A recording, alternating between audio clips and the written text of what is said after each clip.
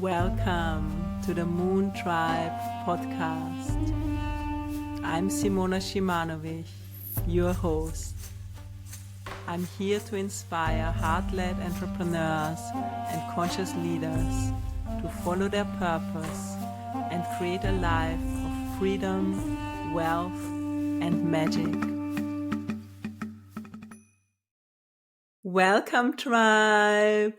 I'm so happy to be back after a bit of a break. I'm back from my trip, and this is my first solo episode again since I arrived back here in Portugal. We've been settling in the last week. I'm still a little bit jet lagged, but getting there, and I'm really excited to share with you today some of my insights and some of my lessons from this long and beautiful journey I've been on for nearly 6 weeks. We've been traveling.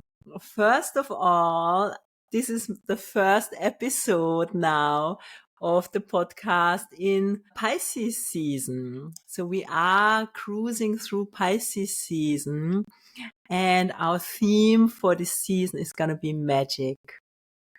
And Pisces is for me really the sign most connected to magic and the mystical and the mysterious. And Pisces is a very beautiful sign, very beautiful energy. We're still going to be in the energy of the sign of Pisces until the spring equinox, 21st of March. It's coming closer as we are really completing the astrological year with the sign of Pisces. And Pisces is the last sign. It's the 12th sign of the Zodiac. So we are coming full circle with Pisces. So there's a sense of completion. There's a sense of closure in the air in Pisces season. Some say Pisces is the Alpha and the Omega. So it's the beginning and it's the ending. It's the completion of the cycle. And for me, Pisces is really this energy of integration, where we have gone through all the phases, through all the stages that each astrological sign represents. Each sign is set to represent a stage in our life, a stage in our evolution as a human being. And now we're coming full circle. We've seen it all. We've done it all.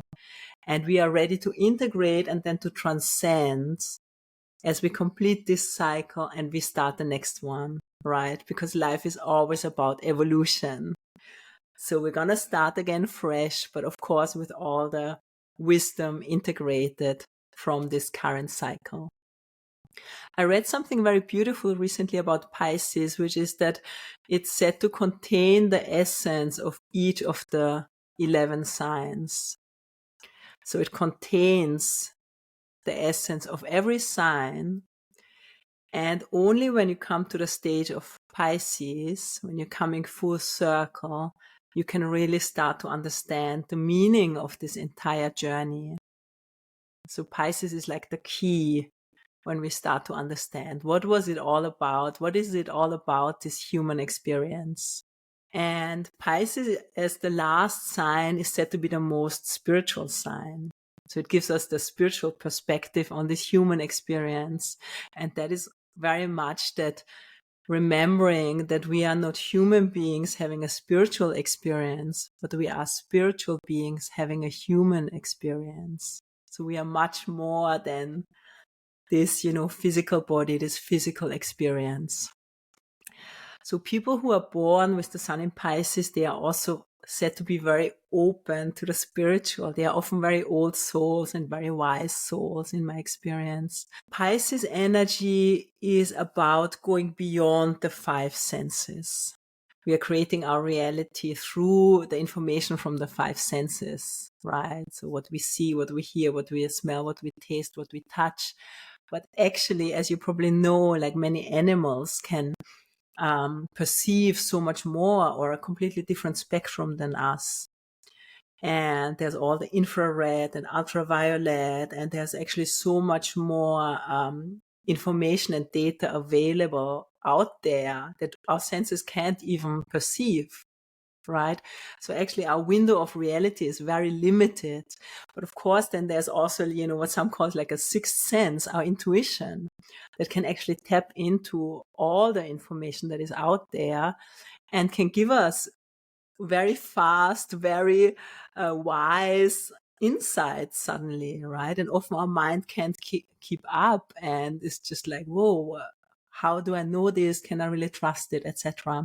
So I'm going to be speaking more about this as part of Pisces season. Our intuition is a very important part of Pisces energy. So Pisces is said to be connected to the higher realms, to other dimensions, to other realms. And in this time, we can more easily connect to it. Also, our dreams are very much connected to the Pisces energy. So paying attention to your dreams, which is, of course, the big question. Maybe this is a dream. Are we in a dream here right now, right? So starting to become aware of the power of our dreams and maybe working with lucid dreaming. I'm about to embark on a journey, on a course about lucid dreaming. Very fascinating to dive into. So Pisces energy has a lot to do with psychic knowing, like telepathy, which actually happens all the time. We can communicate without our phone. We can communicate without talking, just on the level of our minds. And so trusting our intuition, trusting the telepathic information we are getting, and all types of divination are very much connected to Pisces. So next time I will speak a bit more about divination, the tarot, so many things, and also, of course, astrology. We can use it as a way to gain deeper insights that can help us in our life and in our business as well, right? So this is what we are here to look into in the Moon Tribe podcast. Pisces is, for me, if I have to sum up the main theme of Pisces, it's about divine love. So Pisces is really the sign of pure love, and not just the personal love, but bigger love, universal love, love in the knowing that we are actually all one. We are not really separate. So for me, Pisces is this sign of the ocean. It's about the whole ocean and understanding that we are all like a little wave in the ocean. And sometimes we get scared of the other waves, or we feel separate from the other waves. But actually, we are all always connected to the ocean. And as a wave, we are a temporary form that is still always part of the whole and will also return into the whole. And I find that a very beautiful image of this Pisces energy. Knowing, of course, that Pisces is connected to the waters. So Pisces is the last water sign. And for me also, maybe if you remember when I was talking about Aquarius is said to be an air sign, but I actually believe it's actually ether. It's not air anymore. It's the fifth element, which is ether or akasha. And for me, Pisces is the same. It's actually not really water anymore. It's not so dense. It's more like a steam, like a fog, and actually more connected to ether, to the fifth element. And this fogginess can also sometimes be a little bit part of the Piscean vibe. It's all a little bit more foggy, more dreamy.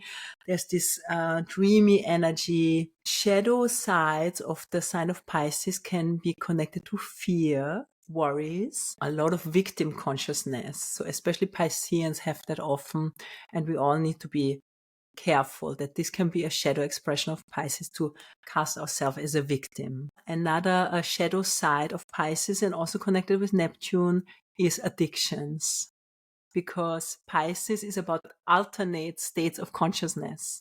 So sometimes, drinking too much or taking drugs or whatever can take us into another state of consciousness, and that can also then be connected to this addiction, wanting to escape. So escapism can be part of Pisces. But in the light expression, it's about higher states of consciousness and being more connected to the divine and to divine love. So this is very much the theme that we are flowing with these waters of Pisces. Pisces is ruled by the planet Neptune, which is also the god of the ocean. In the Greek mythology, it was Poseidon. So I'm sure you've seen images of Poseidon or Neptune holding this triceps, the god of the oceans. So we are swimming in these waters of Pisces, and it is really a good time to work with a few themes that are very much connected to Pisces. I will share with you now a little bit more, as they also came up in my trip, because obviously in my trip we started in Aquarius season, but then we moved into Pisces season, and some of the big themes of Pisces, which is around love, I was sharing also a lot about surrender. Surrender is a big theme of Pisces, and connecting to higher states of consciousness. So from here, I want to share with you some insights, some reflections about my trip. We've been away since second half of January until now, beginning of March. And first traveling 1 week in the US, and then 3 weeks in Mexico and 3 weeks in Guatemala. And it was my first long trip since 2019, when I was in Copangan still, until the beginning of 2020. For some reason, I had this feeling I have to do a big trip. I didn't know why, but then what happened in 2020, I understood. This was a last chance in a while to do this beautiful trip. And I haven't done such a big trip in a while, such a long trip. But in the past, I have done it, especially back in the days when I used to live in London and I was still working in the agencies, as I shared in the earlier episodes, if you want to listen to that. I used to go traveling every year. And especially in this time, January, February, which is my birthday, like my own solar cycle, it always felt like a really good time for me just to have this reset. And I used to go to India, I used to go to Bali, and I always took this time. And also, it wasn't just like a holiday. Sometimes I was also really working on my business. I was working in different co-working spaces, and I was starting to dip my toes into another way of living, especially as a new entrepreneur. I was very inspired by maybe I can work wherever I want in the world. Maybe I don't have to sit in this office all the time where I feel really restricted. Actually, I'm much more inspired when I have all these new impressions, and traveling for me really opens me up and expands my horizons. So that was the first kind of taste that I got that has really taken me down more and more into this road as an entrepreneur. And if you are on my newsletter, if you're getting my emails, or maybe I mentioned it on a previous podcast as well, for 2024, when we started this year, 2024, my word for this year that I wanted to focus on in 2024 is freedom. And it felt very beautiful to start into the year with this trip. And it really gave me this deep sense of freedom that was really like a soul desire. I just really, my soul was calling to this adventure and exploration. And of course, my Venus is in Sagittarius. So this is really something that fills me up very deeply. And also, so beautiful to see that at this point in my business is really location independent, which was one of the non-negotiables for my business as I started creating my business. When I was still now living in Amsterdam in the last years, I was of course teaching yoga there physically, and I could take time off. But now it was actually wonderful to experience how, I was working with my clients from Mexico, from Guatemala. And of course, I was so inspired. So they were getting all the goodness directly, all the inspiration. So they were also, of course, benefiting while I was able to live location independently and do this trip. And it wasn't just a holiday. I also didn't want to do a 2-month holiday. I don't need a 2-month holiday. But, just like to be able to create this life. So it doesn't have to be so separate between work and holiday, but actually, how do I want to live my life? And I'm absolutely fine to work a few hours in the morning and then go to the beach, or, just kind of be more organic when you're traveling. So it also gave me a deeper sense of that freedom is really an inner state of possibilities, of choosing how you want to live your life. And actually, for me, also really feeling alive. It gave me this feeling of being really alive. And that maybe brings us now to the lessons that, and of course, there were so many lessons and so many insights. So actually, for me, it's also beautiful to share this with you now to get a little bit of a reflection about it. So one big takeaway and lesson has been, there's been a huge reset. And I feel every long trip does that for me.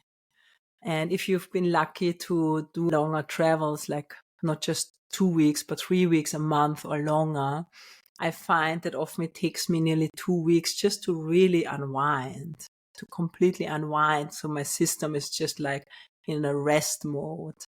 Then I can open up to so much more that wasn't really available before. And I'm someone, I really also love being at home. So I wouldn't want to travel all the time. That's not for me personally aligned. But being able to do a long trip or travel regularly, that feels really fun and exciting. And the thing is, when I'm at home, and maybe you recognize it, especially if you haven't traveled for a while, I really get into my routines and I do my things, and I have also certain practices that are supporting me and that are fun. You know, we go running, I do my journaling, I do my yoga, like lots of things. But then it can also become repetitive at some point, especially if I haven't traveled for a while, if I haven't left this environment, it starts to become more like routine. Even though I love doing these things, but it's just like you're in the same habit. So what a big trip does for me, it's a real reset. It takes me out of my comfort zone, of course. You're in a new environment.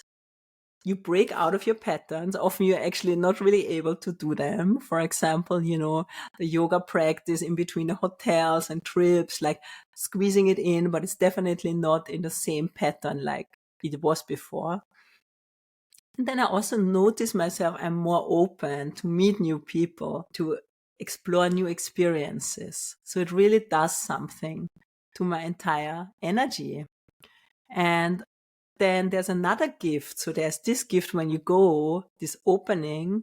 And the second gift is actually also coming home, which I'm experiencing now because there's so much joy in coming home again, especially if you live somewhere that you love. I feel so grateful to be here. And we're here in this beautiful countryside in Portugal. And we went running, and literally it's just in front of the house. We have this amazing route through the forest. And I just feel so grateful and so happy to be here again. I feel so at home and settling in. And so you can appreciate where you live with fresh eyes again. So I always find that is actually really beautiful. And sometimes you need to get out to be able to come back home with this new feeling. So that's the first lesson. Second lesson I wrote down, it's what I already mentioned earlier, is about really slowing down, doing less, becoming more present. And I was in a time, I wouldn't say it was kind of stressful, but I was doing quite a lot as I was just launching this podcast. It was in the end of December, beginning of January. I also launched my group program. So there were quite a lot of moving parts as I was preparing for the trip. So it was quite a busy time. And it felt really good to allow myself just to slow down. Also, looking back, I feel it was also kind of needed to have this reset and this slowing down, as 2023 was quite a big year and it was also challenging in many ways. And as you might know, we made our big move. So we left Amsterdam to come to Portugal. So there was also, of course, moving to another country. It's a big thing if you've ever done it. So it just felt good to give this time to slow down and rest. And then becoming more present, right? Becoming more in the moment, like waking up and thinking like, okay, what do I want to do today? And just going with the flow and reading and being in nature and just doing nothing, just looking at the birds, listening to the waves. So for me, that was really, really beautiful to come into the state. As I mentioned, we spent 3 weeks in Mexico in a beautiful place called Mazunte in Oaxaca. Oaxaca is a state in Mexico on the Pacific coast. I've been in Oaxaca before, in Puerto Escondido, and in Oaxaca city, which is amazing. I love Mexico. Luckily, I speak some Spanish, and yeah, I really feel connected to the country, to the people. And yeah, Mazunte was really such a beautiful place, like directly by the ocean, by the Pacific Ocean, and a wonderful coast. And I just love being by the sea and being by the ocean. So that's already something that's very nourishing for me and for my soul. So we went every day to the beach. Actually, also, luckily, Dennis, he's such a water creature. He loves swimming and going to the ocean all the time.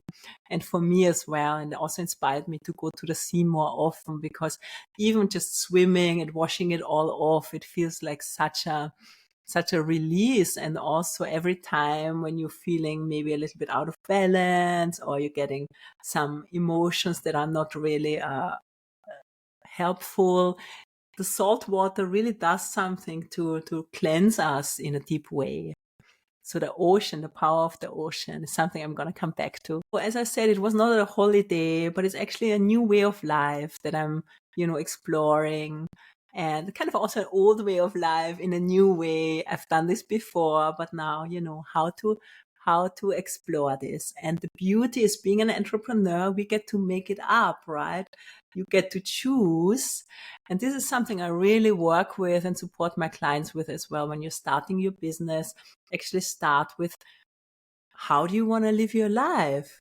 What is your ideal lifestyle? What do you want?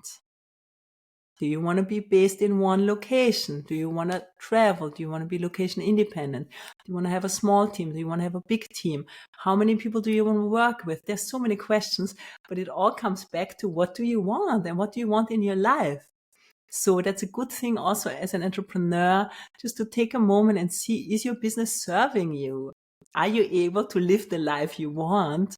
Because for me, that's really why I'm in business. And it also gets to change over time, because maybe our desires or our needs will change over time, right? But your business needs to serve you. What was beautiful is to tap into this, as I said, less doing and more just being, and actually manifesting just through my energy, just by being, by enjoying, by being in a high vibration, doing practices, being by the ocean. And so, for example, amazing dream clients came into my world while I was in Mexico. I was not actively promoting or doing something, but it was just easy. It was a perfect match. I didn't have to work hard or do anything. And I was consciously also observing myself. Do I have a story that it has to be hard work? And actually it doesn't. Can I let it be easy? And this is very much something I'm excited about, and that I also want to really encourage my clients, because many of us have this story of, we have to work hard and we have to be on it and we have to do all these things. And it's actually not true.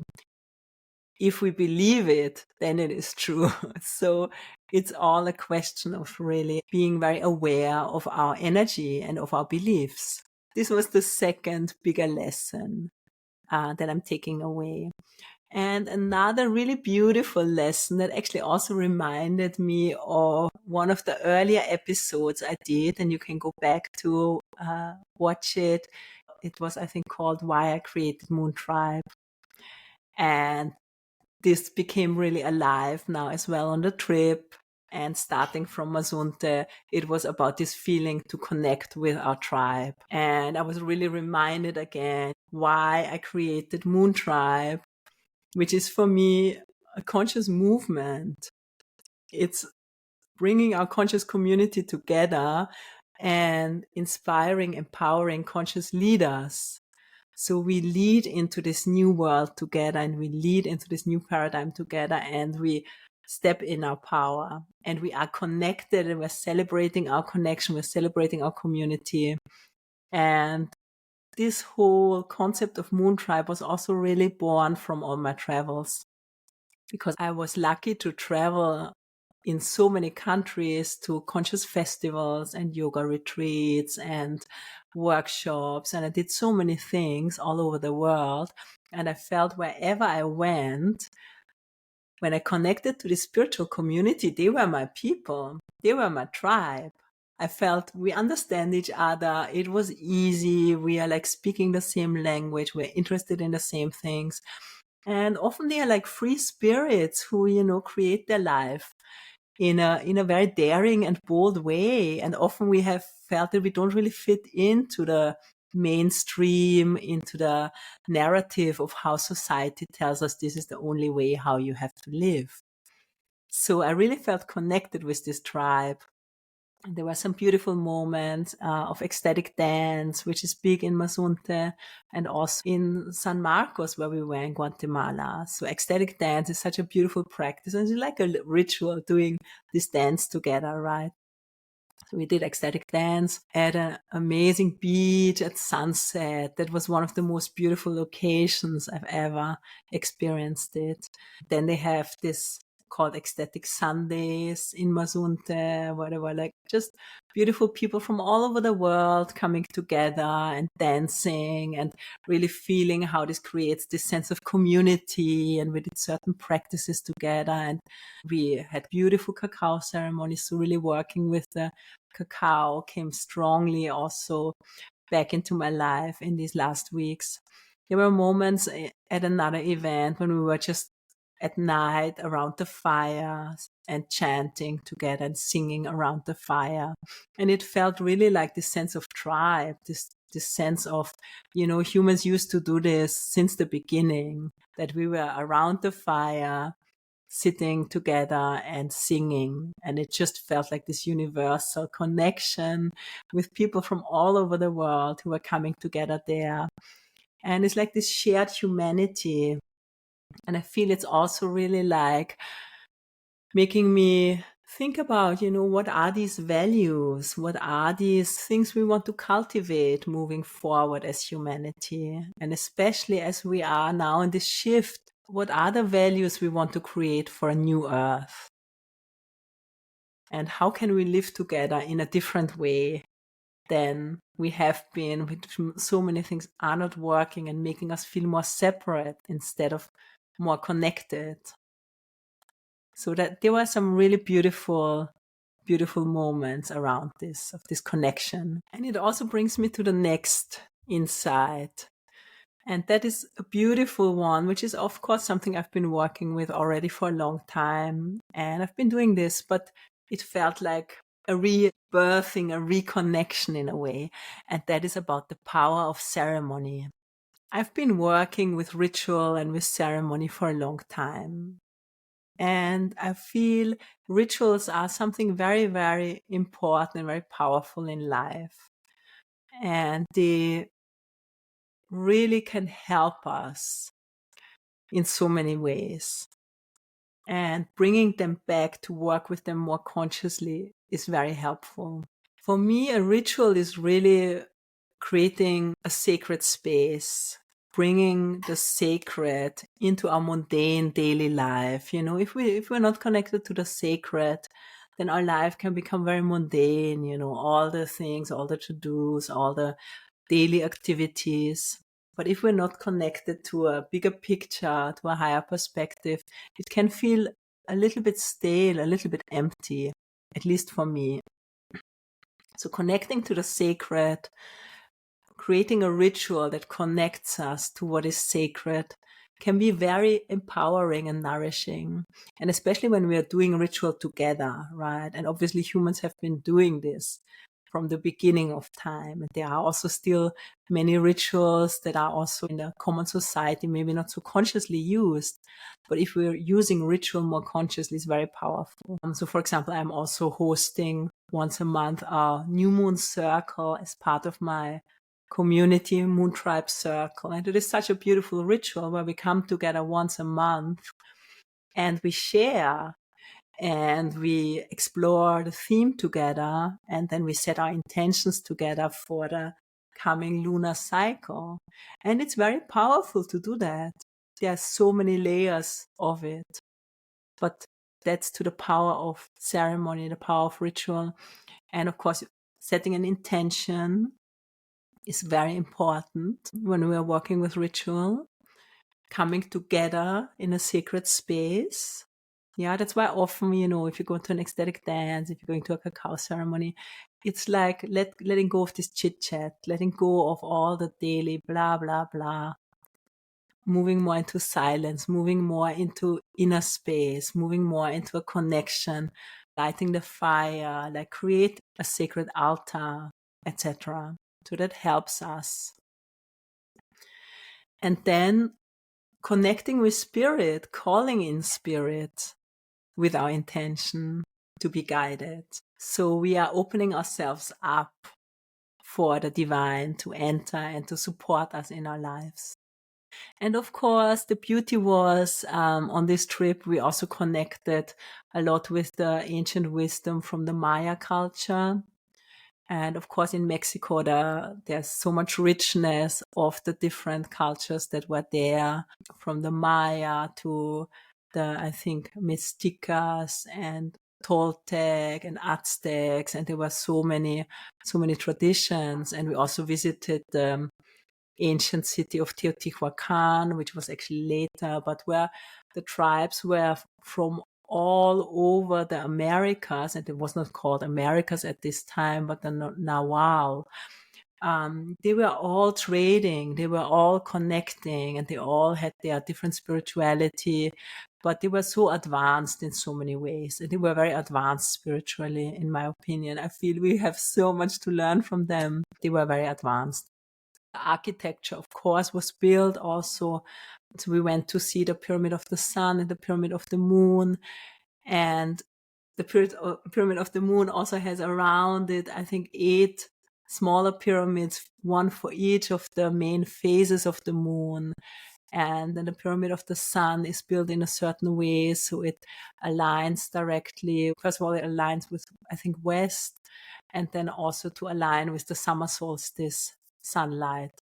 So how did they know this? How did they build this huge pyramid in exactly this angle to know exactly how the light is falling in?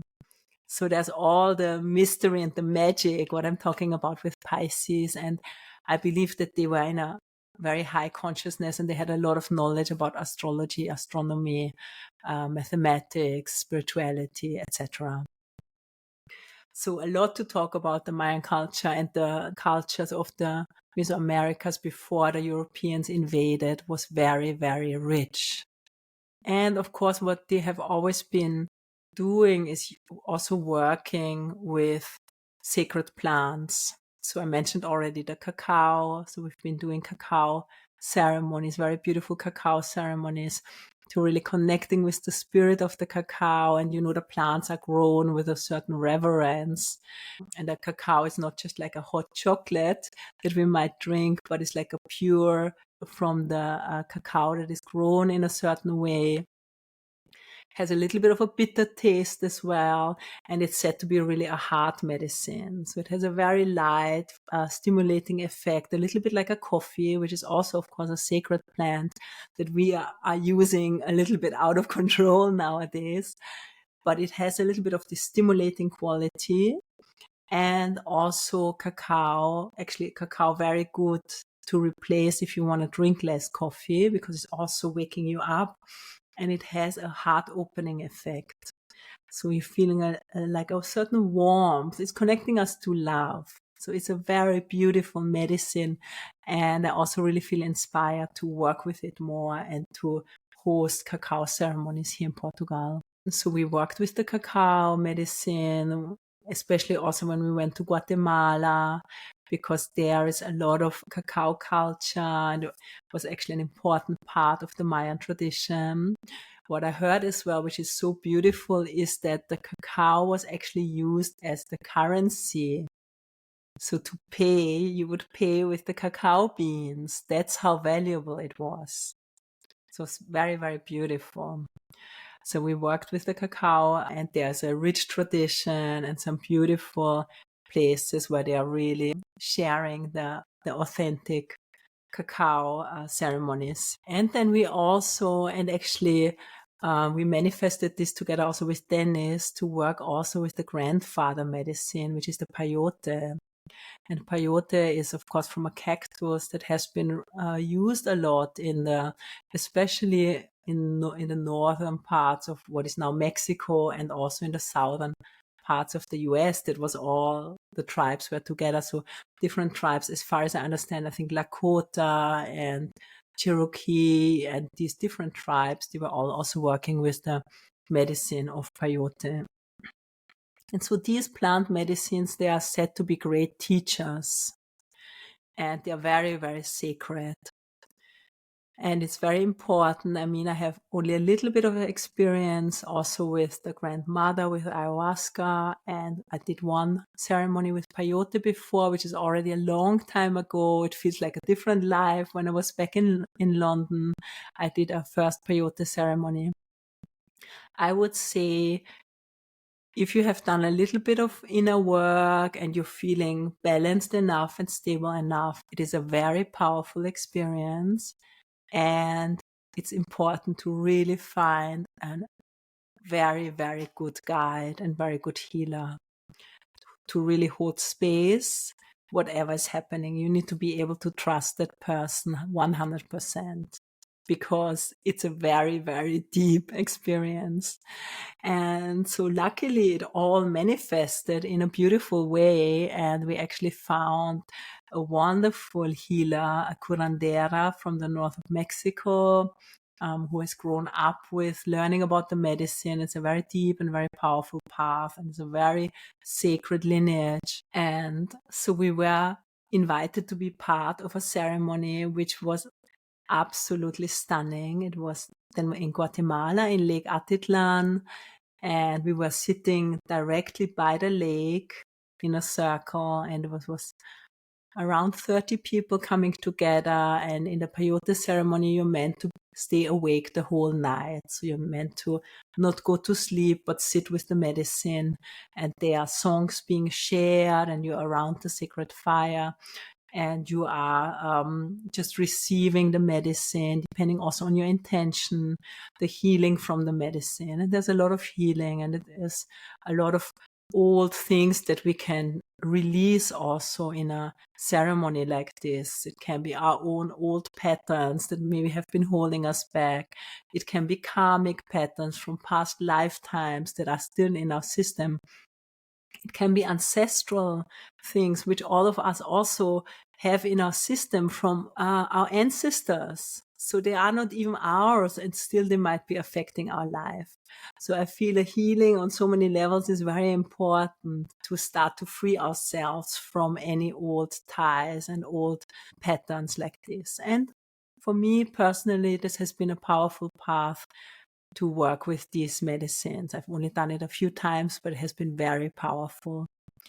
And so there was a lot of beautiful teaching, beautiful heart opening, beautiful remembering.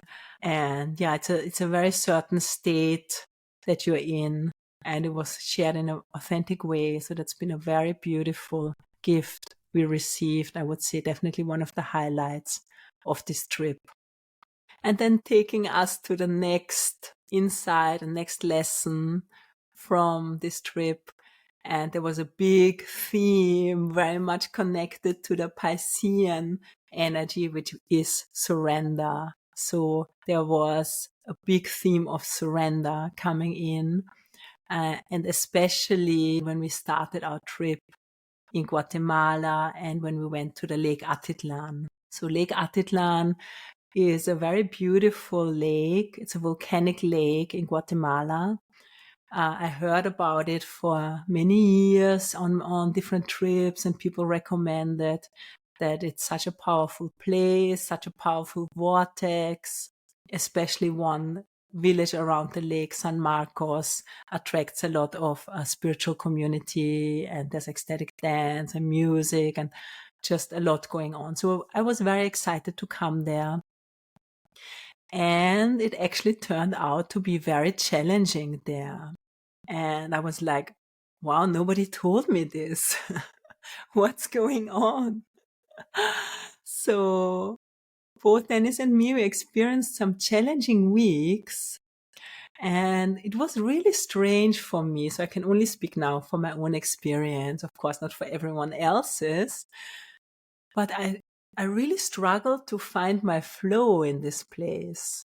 So usually when I travel somewhere after a few days or at least a week, I kind of know my favorite places. I know what to do. I know where to go and meet some people. And I feel like I'm in a good flow to move there. And for some reason, this experience was different. It felt like I couldn't find my flow. And we had quite many strange experiences where the doors were closed. We wanted to do something. It wasn't happening.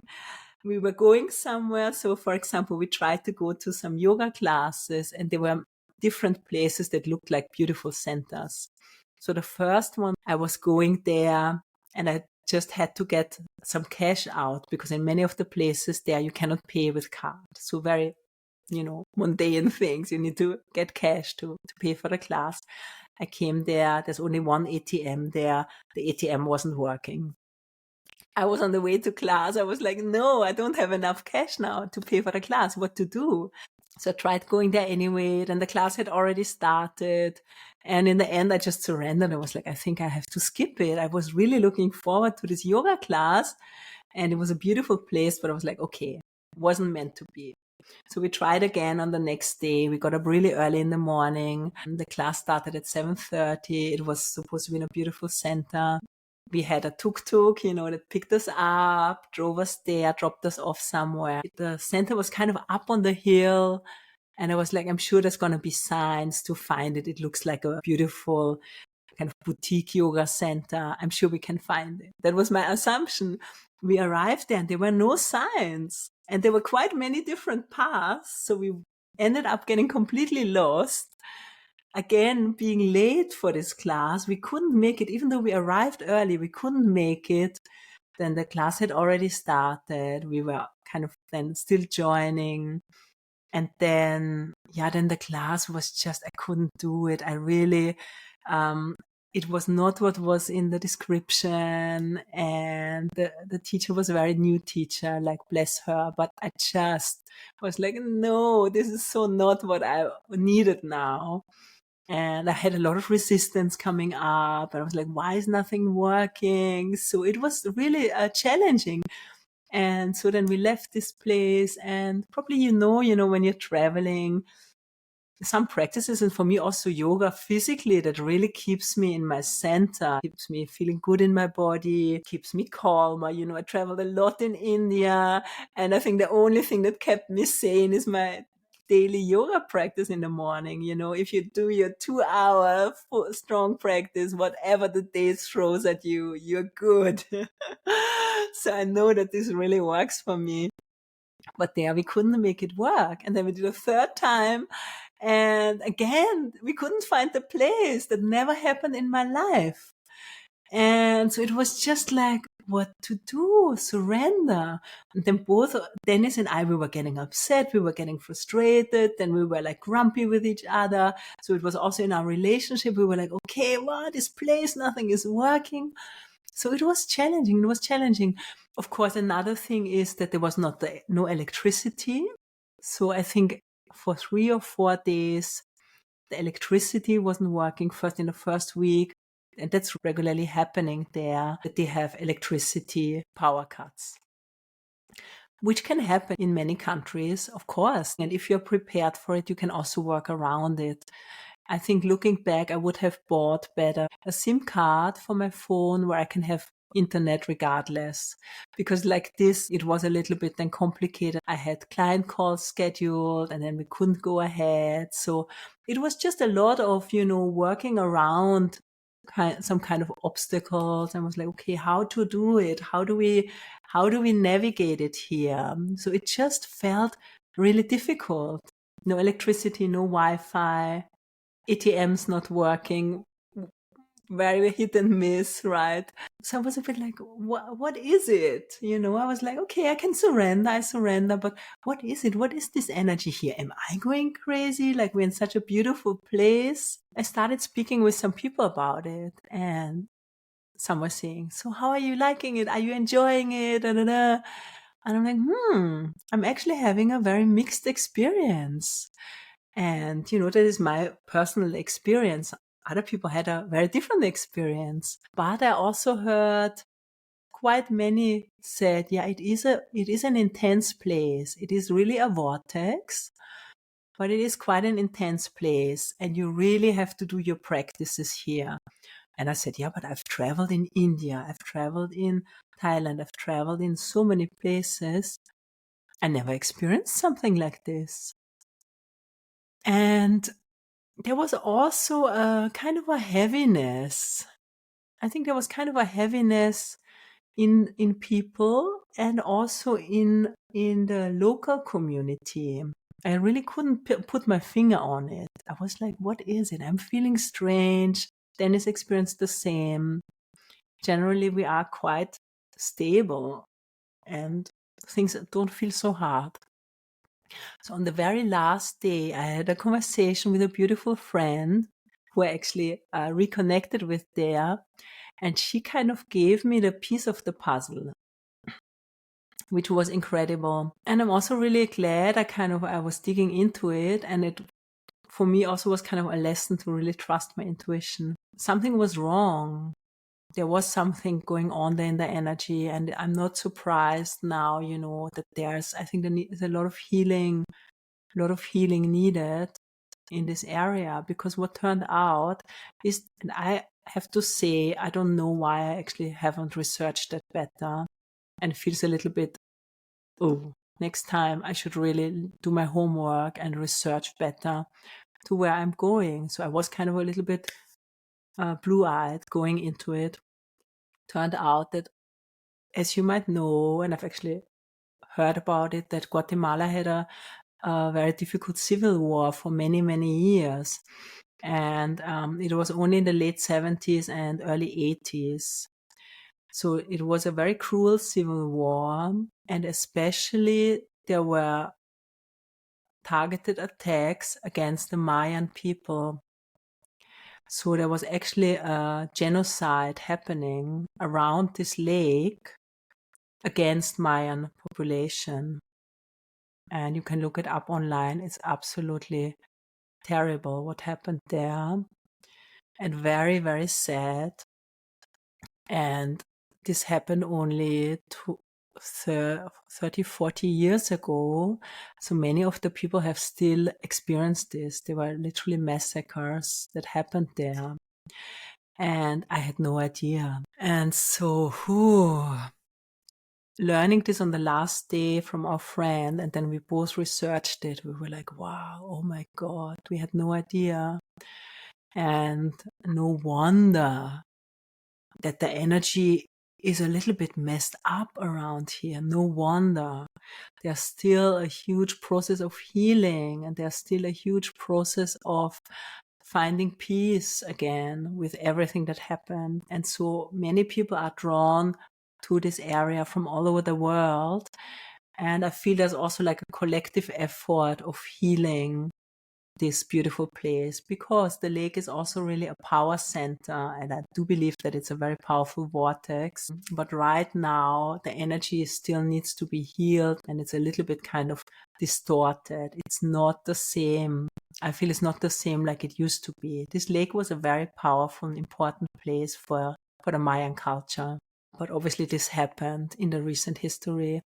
So just also to bring it to your awareness, I wish someone would have shared this with me, and I wish I would have done my research before going there.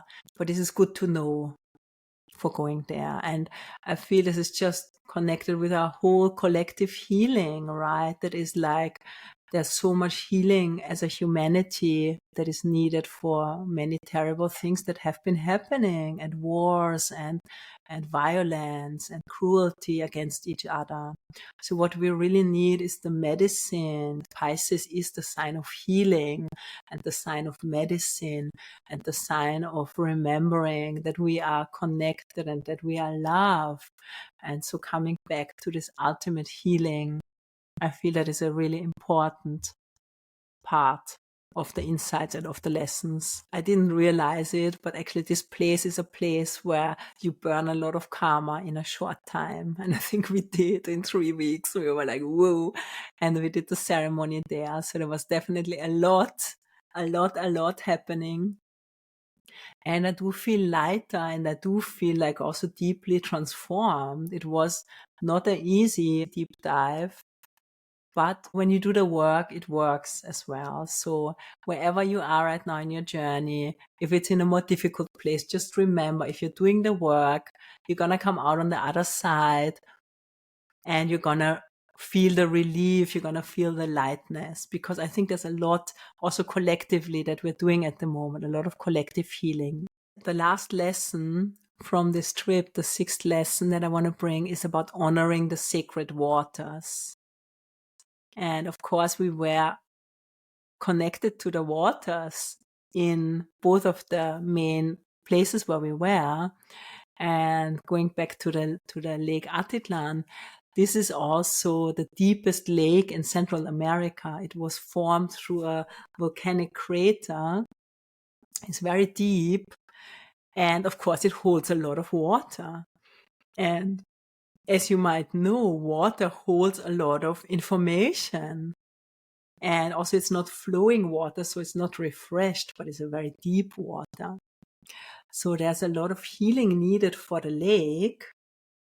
And remembering that the waters are keeping wisdom and are keeping information. And they are also great transmitters of vibration. Obviously, the water. We have the waters inside of us, and we have the waters on the planet Earth. So really honoring the waters around us, blessing the waters, sending love into the waters, sending healing into the waters, into our own waters, and into the waters of the world. I feel it's very, very important. And of course, especially highlighted in the Pisces season. A beautiful gift we received as well from the waters was connecting to some very special beings from the ocean.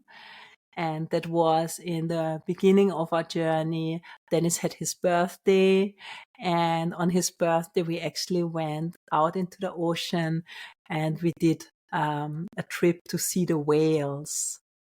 And I saw for the first time whales in my life, and it was an absolutely magnificent experience. Especially we were so lucky because, to be honest, I didn't really expect much. I had no idea if they're going to come out, or maybe you just see a little bit, and I would already have been over the moon. But what happened on that day, that was a very special morning. That's actually unusual. What happened with us was we went out early in the morning, just after sunrise. And we came to the spot where the whales are migrating, and they are there in this area in the coast of Mexico. And it was like a party. They were jumping out, like far out, like on these beautiful pictures you might have seen. They were coming out far, they were jumping, several of them. There was a whole group jumping out. I've never seen anything like that. And you can really feel the energy. You can feel the wisdom of these beings, of these underwater beings. And just also the mystery of, the underwater worlds. There's so much going on there, which we don't even see or often aren't so connected with. Then we drove a little bit further, and then we met with the dolphins. And I've seen dolphins in my life. I've seen a few coming with the boat, but I've never seen so many dolphins. There were like hundreds of dolphins swimming with us, jumping, dancing. They are such joyful beings. You can feel the joy and the playfulness, and they are such high frequency beings. It was spectacular. So that has been a huge gift, beautiful birthday gift for Dennis, also beautiful gift for me. And just to really remind us of the magic, of the mystery of the oceans, and to honoring the water, and just being so grateful for the beautiful waters on the planet, the oceans, and also all the underwater beings. So with this, these are my insights and lessons from my trip. It's been a little bit of a longer episode, but of course there's so much to share. I hope you enjoyed. I hope you got some insights. Enjoy Pisces season. It's a beautiful time. Remember to honor the waters. One more thing, if you wanna have a look at some pictures and videos from our trip, I posted on Instagram, so come over there to have a look. I also posted about the whales, so you can look at it. Send me a message how you enjoyed this episode. I would love to hear from you. And with this, I'm sending you so much love. Until next week. Thank you for listening to the Moon Tribe podcast with me, Simona Shimanovic. I'd love to share my free abundance meditation with you. Go to simonashimanovic.com and join the tribe.